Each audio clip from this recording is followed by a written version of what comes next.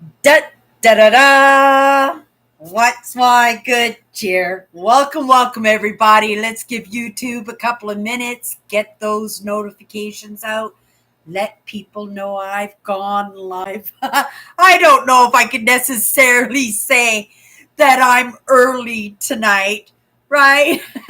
Because I show up when I do show up, and I always leave things late. I always feel like maybe what is it that maybe I'm going to miss out on something important that as the content comes across my path that I get sucked into it quite often. Tonight I said, "Oh, I'm going to go early tonight." I went for a walk, got a little overheated, took in my fluids, cleaned up the house, made myself a nice dinner, answering messages all evening. Right? I have a dentist appointment tomorrow. Right? We're going to do our live show early. And when I said early, I meant like 7 or 8 o'clock, not at like 20 minutes before midnight. But it is what it is. I didn't even manage today to work on some projects that I had intended to work on. In fact, the day really did get away from me and what I was doing. And, it's allowable. I understand. I cannot take that wit to myself. And I got to understand that, there are times when I need to do those little emergencies to give that little bit of extra for myself in those promises. We talked about commitment, you know, in that commitment to myself, that my emotional, physical, and mental well being is very important to me. It is one of the, I would say, best lessons that I could have given myself, even though I was not the one to give that to myself. We'll get into that in a second. I'm just going to show you the card we're working with tonight because I do not want to shuffle that deck in order to pull up a powerful word because I am working on them and I'll probably not get to them tomorrow with my busy day going to the dentist and going out with my sister to a movie. We're going to go see Superman tomorrow, and it's not the movie that's so important. It is in that relationship with my sister, in healing some of the hurt, some of the misunderstandings, and some of those changes that we all go through in our lives if we're doing it right, right? Lots of us, it's that idea, old dogs, right? You can't you can't teach old dogs new tricks. Well, I woke up to some of these ideas when I was 57 years old. I'm treading water. Nobody could tell me that that quote is a truth because you certainly can teach old dogs new tricks. Not referring to myself as an old dog, but in that maturity, right? In that relationship with myself and that relatable quote that I kind of, right, took from a totally different analogy, right, in respect to a dog. And even when that quote was made, it was in reference to mankind. It was to the old man and not talking about a dog. The dog was the analogy, not the lesson itself. Okay, so let's get back into this. So, yesterday we took the bottom card so I would not mess up my cards. They're just 54 powerful words. So, tonight we took the top card, and the top card we got was willingness. Now, I was inspired to write a little something on each powerful word that reflected in an understanding for myself. But in that understanding, I know, right? When you're looking for definitions of a word, you don't use the word in the definition. And so, in contemplation for a few minutes, maybe a half an hour or so, before I came live tonight, I re looked at it. And, willingness requires trust. And I may change this card, even though I feel like, the definition did not come from me, the little saying underneath the word, right? I was inspired by that in the moment. But I think more to the truth of it is willingness often requires trust. Trusting in yourself, trusting in the situation, trusting in others, because you have to let go. And when we let go, right, we know we can burn the dinner, right? We can forget appointments. We can neglect ourselves, right? And I thought that was a better one. But in the lesson that it's going to be a little bit of a story tonight that I think that maybe this lesson in willingness might be a little bit relatable to the people who come into my life, whether you come in tonight and keep company with me, or you come in and it's your day and you're just starting your day, or you're driving to work and you're listening to this live as my podcast, which I'm always sharing on that platform, right? When I first came on to YouTube, I was an urban explorer.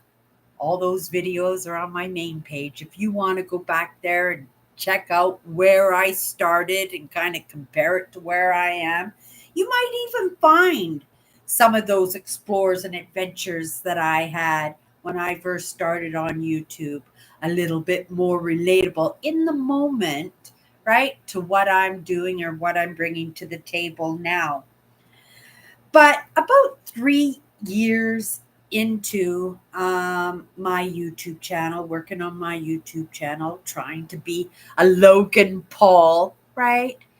Uh, I started struggling. I started crashing in that. There's so many different abandoned farms and abandoned houses. I'm going to say so many as in the amount, right?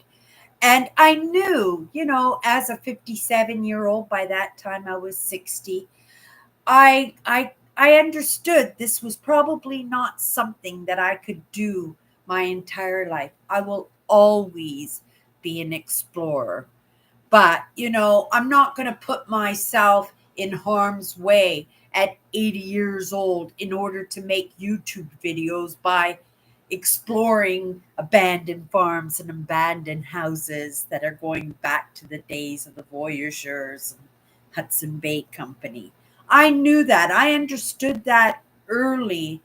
And I panicked a little bit because my YouTube channel was something that was mine. It was created by me. It was my pride. It was my joy. That was my legacy, I felt, because YouTube is forever, isn't it? It goes on YouTube, it's there forever. And, I felt that my life had been so insignificant, that I never was able to contribute anything. And, maybe in my mind and in my heart, I felt like this was it. This was my last chance to really be seen for what possibly I could contribute. But like I said, I was struggling. I was struggling hard. And in struggling hard, that depressive. My life was starting to fall apart. I was unaware of what was going on, but it was going on. But these emotions were still coming at me. So I was looking for motivation and inspiration, and I was looking for ideas as to how to keep my channel. At that time, I didn't realize, I didn't understand the idea of pivoting, that maybe I could change a little bit with my brand, that I could let my brand grow a little bit. And, at that time, I had a few content creators that I was allowing myself to mentor me in the YouTube community, right? And I resonated significantly, not understanding truly why, because, when I first bumped into this creator, I wasn't really a big fan. He was scary. He was a no chance guy, right? It was my way or the highway kind of idea. And, but there were things about him that really drew me in, and it was the truthfulness, and it was looking at our negative aspects of ourselves to find solutions to be better creators. He was actually a teacher in content creating, but he was a content creator himself. His lessons were online. That gentleman was named Evan Carmichael. There were a couple of more. There was a Nick Nimmin. If you're interested in maybe possibly at some point being a content creator, you know, these are people that I got so much insight from, and truly I would not be here right now if it wasn't for the influence that they had, not just in my content creation, but come to learn in my own life. Uh, there was Creator Insider. There were a few creators out there that I was following along and I was learning. But I really felt that Evan Carmichael, the motivation, the inspiration. This is what I loved. That never giving up, right? Finding a way. And, now I understand it's that entrepreneurial aspect of my personality, my persona, that attached myself to his content and to his ideas. And I really felt that in some of those lessons, in never giving up, in combining all your passions. And by then, right, I was munching on his content. I loved motivation. I loved inspiration. But I loved my YouTube channel. I loved the outdoors. I loved walking through farm fields in the tall grass. I love exploring history and walking around these abandoned buildings. And that's the thing. That was the attachment that I had in being an urban explorer, was that abandonment. These old beautiful homes and schools and churches that gave so much to their families and their communities, and then seeing them destroyed, falling apart, rotting, even sometimes on the ground. And I explored those too. I enjoyed them just as much. But I found that relation in myself, right? Feeling that I had been abandoned so many times in my life. And in that present moment, I felt totally abandoned. I felt totally alone, right? And so I wanted to keep my YouTube channel going. It was struggling hard. Oh boy, it was struggling hard. And I was getting views. Oh my goodness, right? 20,000 views a month. I was rocking it that way, but I thought I was some kind of exploring with Josh. There are YouTube creators who did what I did, and I was also inspired by their creation, but they had a lot of experience in technology, in computers, and camera work. I didn't have that. And the people that I was following, like Nick Nimmin, He was showing me in his lessons how to, you know, utilize the cameras, how to utilize the technology. But Evan was keeping me motivated. He was keeping me on brand. He was keeping me in doing what I love so much. I did not want to give up my YouTube channel. It was the only thing that belonged to me, solely my creation.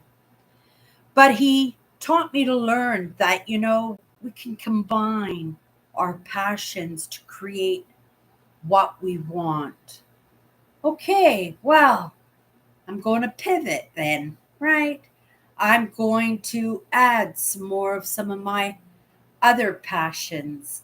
But I really didn't understand what my other passions were.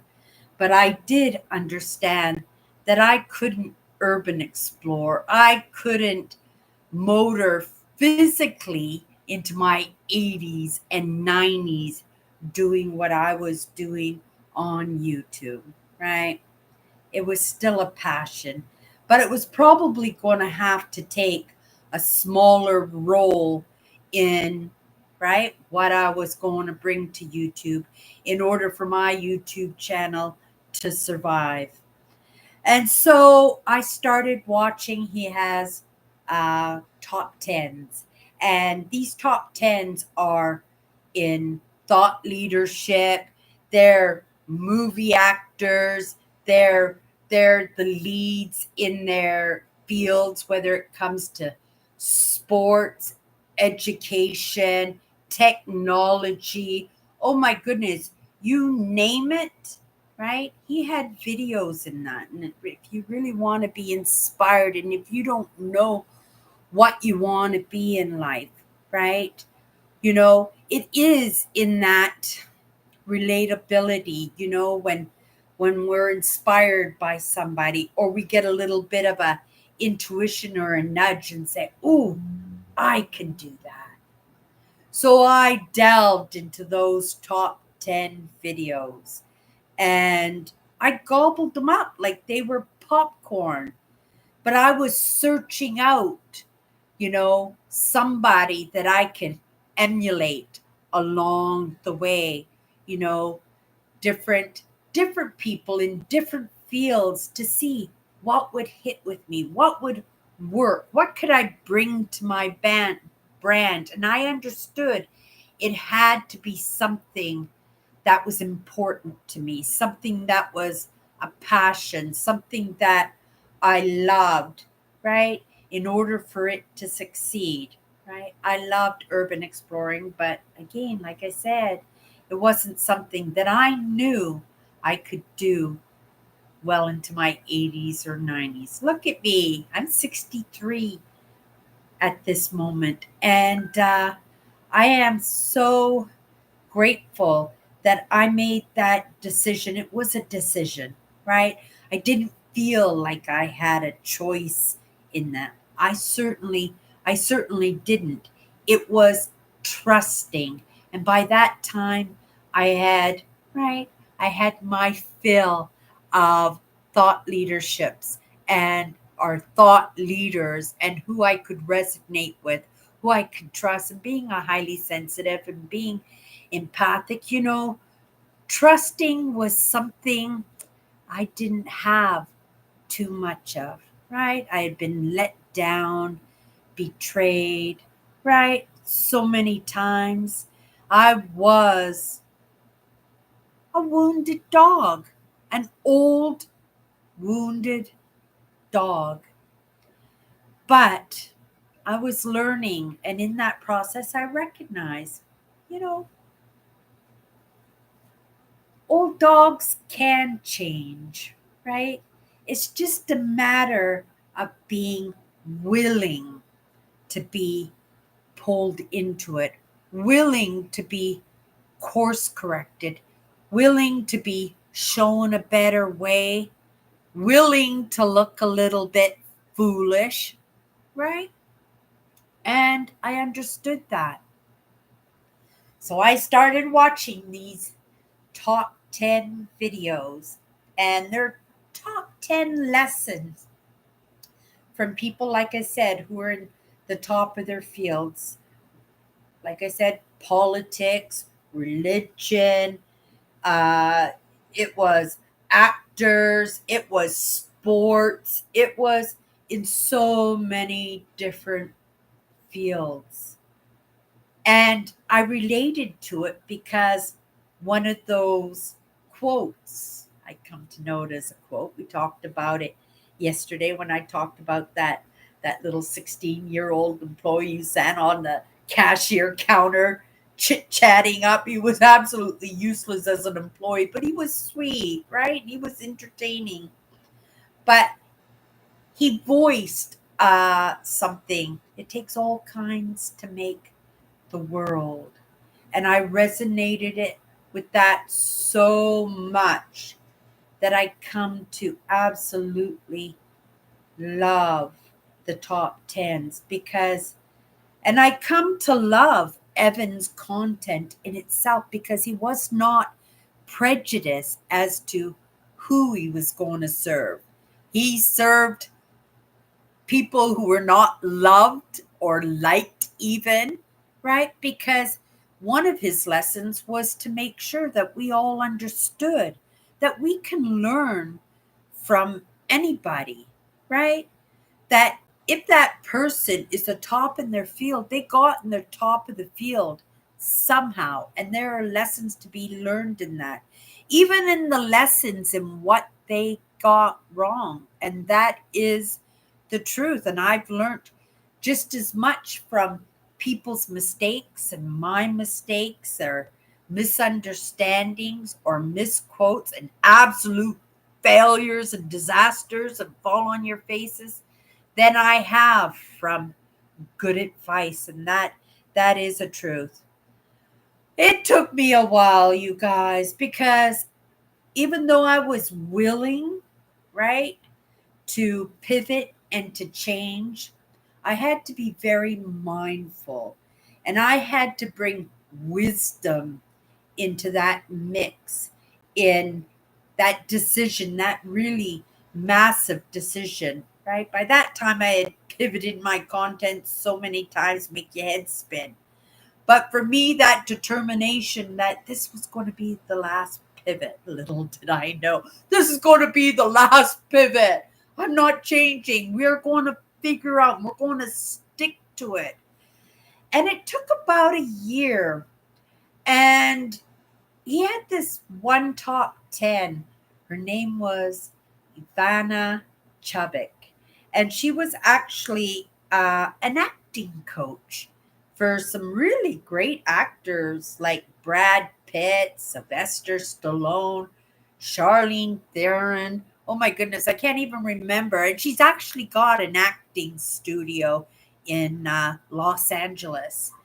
And she had a technique that she invented for her actors, and it was, I think it was called the 10 or 12 techniques. Uh, oh my goodness, what was it? It was top 12 techniques in acting, and she hit it, and she was an actress herself, and she got so good in helping other actors be good actors that she gave up acting and she became a coach for actors. And this technique that she brought to the table was to learn to present in a way in our acting skills, right? In the script, in the story, to bring out our life experiences and to find that relatable aspect in that story, in the lines, in those parts that they had chosen, to bring in their own personal experiences in order to make these believable characters. Oh my goodness. I remember that interview like it was yesterday. It hit me in the heart. It hit me, and I knew right away that I wanted to be a coach. I wanted to be a life coach. Now we're going back now, probably, oh, we're definitely going back 7 years because, like I said, I was failing in my content. And I probably was in the top tens for over a year and had gone through probably hundreds of, of different thought leadership or leaders in their fields content just to find somebody that I could relate to. In the end, I did find somebody that I related to. But in what I wanted to bring to the table in my YouTube channel, while that was inspired by Ivana Chubbuck and in that one statement, right? In her technique, her own technique that she invented in bringing our personal experiences into the roles, right? And I thought, oh my goodness, I can do that. I can do that.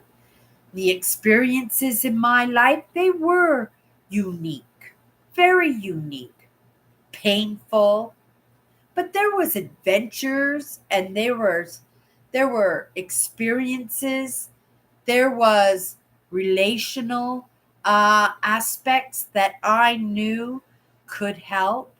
And being somebody who wanted, at that moment, in that one moment of watching that video, realizing that I wanted to be a life coach. This is where, we pivot, don't we? Right? That I wanted to be a life coach. And so I studied. I studied her.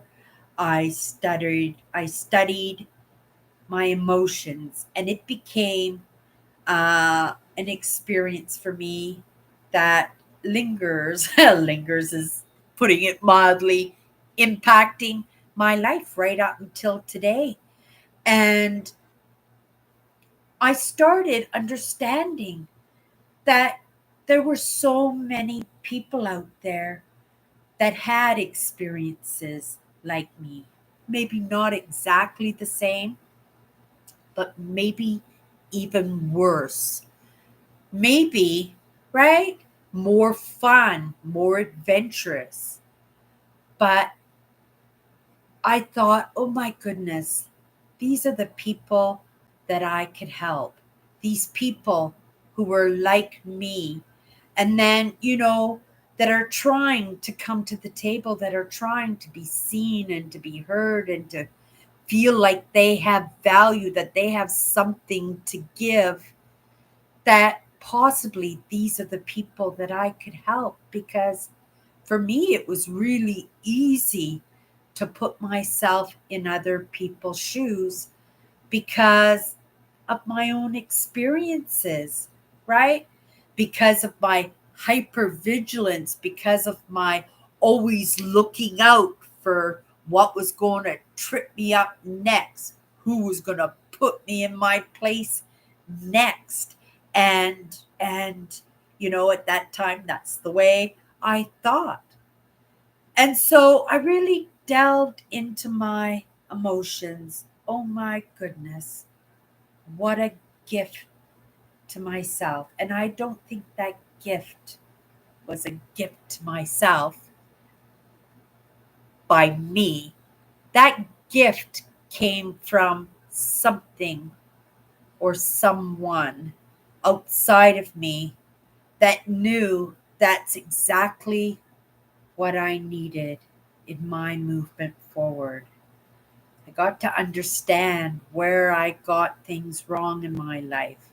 I got to understand those dynamic relationships that tripped me up and those relationships that held me up and those relationships that truly mixed me up, right?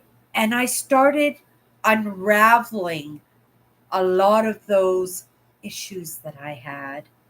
And I had an experience in that. I had an experience in that changed me for my entire life. And I was on my way, right? I was like a pit bull with a piece of raw meat in my mouth, and I wasn't going to let go of that. But I understood, right, that I would have to let that go in order to better feel my way along. And then not only to be willing, but also to attach the wisdom in that willingness, because I've always been triggered and, right, things would blow up, right? Take this job and right? And I would do that consistently. My decisions, my relationships, my giving up in diets, my giving up on myself and not sticking up for myself and not appreciating myself, not appreciating how much work I was putting in. I was just that slave driver to myself. I was whipping myself in that. And, it took a few lessons. It took a few lessons. And it wasn't something I had to choke down. It wasn't something that was super painful, even though there were understandings and there were lessons that, you know, were difficult to realize. But by then, I had to be willing to be course corrected, because by then I had realized that I had made some bad decisions. I'd made some big boo boos, and that it wasn't all my fault. It wasn't all my fault. And there was no way I was going to allow my broken self to be handed out, dished out in that creation that I was doing, right? In that I had to be willing to be served those lessons that, nobody can just wake up and say, I'm going to be a life coach, right? Your life is probably not perfect, probably not even near to perfect. And if you think it is, well, you definitely need some lessons in narcissism, right? And these were lessons that I was taking in, and these were painful lessons, right? You know, in personality traits and understanding, different issues and, all of it relatable to me. And oh my goodness, it would just bring me down before it would bring me up, because I understood that I had to be willing to be pulled into what was not comfortable. I had to be willing to take a really good look at myself and take a really good look at my life and what I had done that and in the influences in my life, and look at those influences and saying, "Oh my goodness, right? I can't divvy out those lessons because those lessons were divvied out to me and they didn't serve me in any way. And in fact, they probably, definitely did more damage than good in that." So, willingness plays a big role in how I came in to pivoting into working with emotions. In the summary of my main channel, if you go to the description of my channel, it says, I'm sharing my passions for the inside and the outside. But when I started on YouTube, I was sharing the outside. I wasn't sharing the inside. I wasn't even coming in front of the camera. I was too shy. I always felt judged in my life, and I I was not ready to be judged in my appearance or in what I had in my thoughts and in my ideas and what I had learned in my lessons along the way. But those lessons were a miracle, absolute miracle. They were the one thing in my life that I needed the most, right? I thought I needed to be a life coach, but I'm a life coach for myself, right? In this moment, who knows as we move forward how my content is going to change, how I'm going to change. I've changed so much, but I am so grateful for that one lesson, right?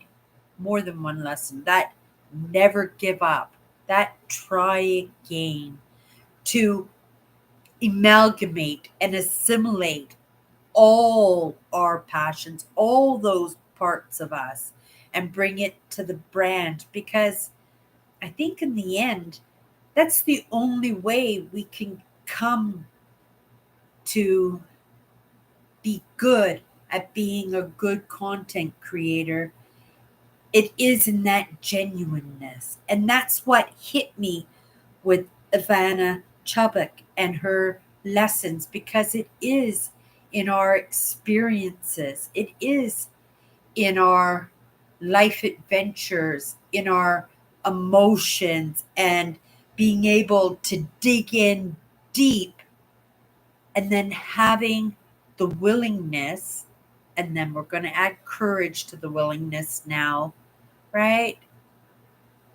Being willing to fail in front of others, be willing to have the courage to show up in our genuine selves, which was super scary for me because in growing up, my genuine was never good enough. My genuine was always the lowest of the lows. My genuine had nothing to offer. So I thought, you know, I earned those badges, right? I didn't necessarily want those lessons as a child, right? And I didn't understand that they were lessons. That time they were just rules to my life. And all honesty, right? Willingness really didn't come across my path because I didn't have much choice in my life, because I was always avoiding the pain. I was always avoiding the difficulty, right? And the only thing I was willing to do was to let myself down to accommodate what was dictated to me. And that's the truth.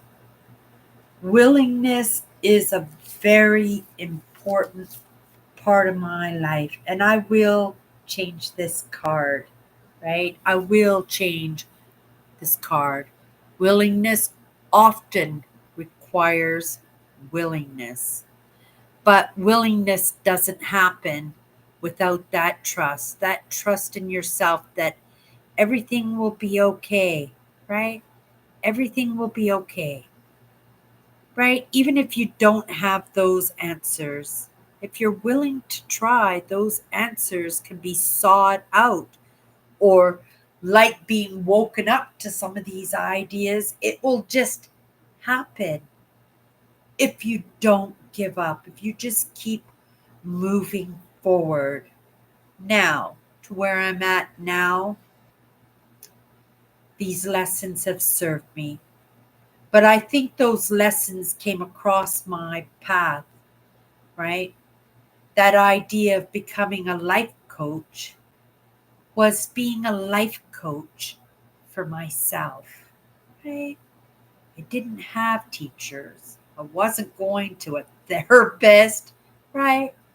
This was something I was going to do on my own. And at the same time, I was going to bring it to my brand in these lessons that I had learned, understanding that I can learn from anybody and everybody. And whether or not it's family, friends, mentors, right? Some strangers sitting at the bus stop.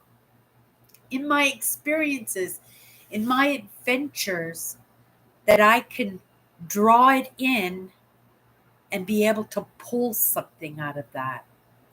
And in this moment, I can pull not just for myself, but I can pull through my own experiences that I can drum up inside of me through those emotions, and whether they were right good experience or bad experience, that I could drum up lessons out of that for others also, right? I took my own lessons, I took them serious, but I had to be willing to take those lessons and those scary lessons. I didn't want to let my guard down, right?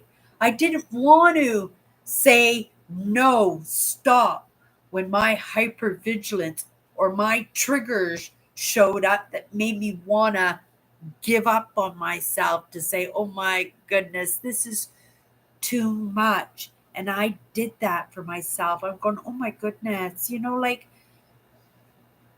how am I going to bring these lessons to the table? How am I going to be able to talk about, some of those unpleasant and those very damaging lessons that I learned as a child and as a teenager and as a young adult. And there were many in that, right? And if you go into my channel and check out some of those old videos, I'm not going way back there, right? Because it is in that growth that we get to recognize that we're a little bit better. But I'm only going back 6 months or a year now. I'm not going back 10 years because, right? I'm very proud of that person who started 10 years ago. I really am proud of that person who started 10 years ago. But that person who started 10 years ago, I mean, much in the way of brain cells, right? It, it is in being willing, right? Just to keep going. And, you know, I am still with Evan Carmichael to this very day. I doubt very much that I would still be here right now if it wasn't in his most important lessons that actually saved my brand, and not just saved my brand, right? I think, if not saving my life, right? I was desperate. I was broken. It fixed me, right?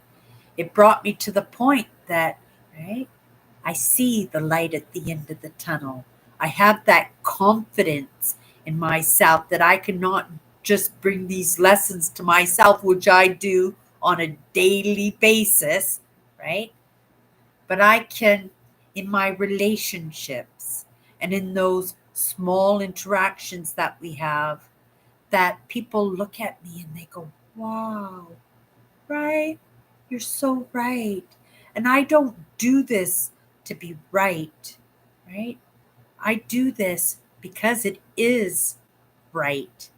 And, that's pretty amazing, because that's not the person that I was 10 years ago. 10 years ago, I believed that saying, you can't teach old dogs new tricks. 10 years ago, going back, you can't. This is what I'm doing. I'm sticking with it. And if this channel dies, the channel dies. Please don't die. What can I do? To understand we can pivot, and we really don't have much choice, right? Because when we do make that choice, change comes. And we're going to pivot anyway once we get the right answers under our belt, the right understandings, right? that belief that we can keep going, that somehow, even though we look foolish, right? You don't think you know what you're talking about. You're fumbling over yourself. You can't hold a camera properly, right? That you can't bring up a voice. You can't even get in front of the camera, right? That over time and in, right, just being determined that, right, if you don't know it now, if you just keep taking the lessons, right, there'll come a point when you can. And that all came from being willing, right? Willing to be drawn into the content. That content that answered so many questions for me, that settled all that anxiety. And I don't know if I ever truly felt that anxiety. I suspect that somehow I did, but it dissipated before I even recognized that possibly it was there.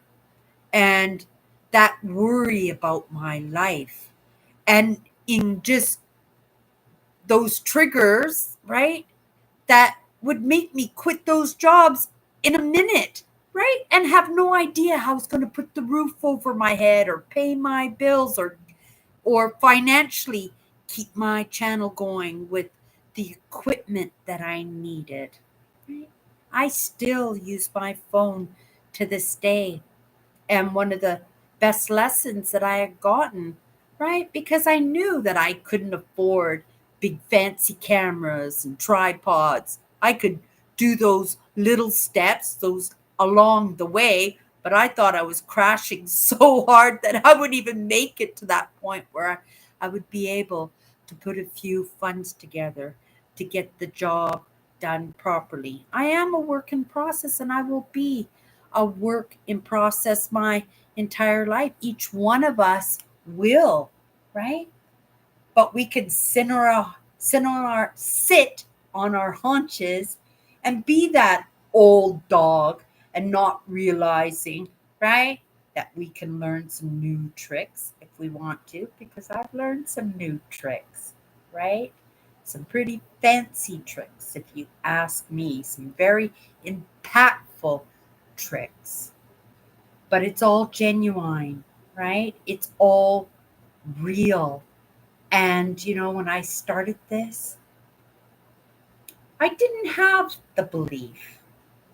The belief had to grow on me. And that's the truth, because I didn't have that trust in myself, but I had the willingness to trust what I trusted in the moment. And I stuck with that. And I still stick with that. And however this plays out, I suspect that this is not the last pivot in my life. It won't be, I'm sure of it. But I am willing to just keep going and just keep showing up here and keep sharing what I learn along the way, understanding that somebody, maybe it's just one person, might find what I bring to the table a little bit relatable, and maybe they'll start their own, right? Learning, right? Even if they're like 70 years old, because it's never too late. So let me just get this notification out of the way just so that I could say hi. Hello, Eugene. We were talking about willingness today. I'm doing very good. Thank you so much. And anybody who pops in later on tonight, later on this morning, right? Some of us, we do get up late at night for a drink of water, a sit down before we head off back to bed, right? But if you wake up in the morning, right, you put me on, I hope you have an amazing day.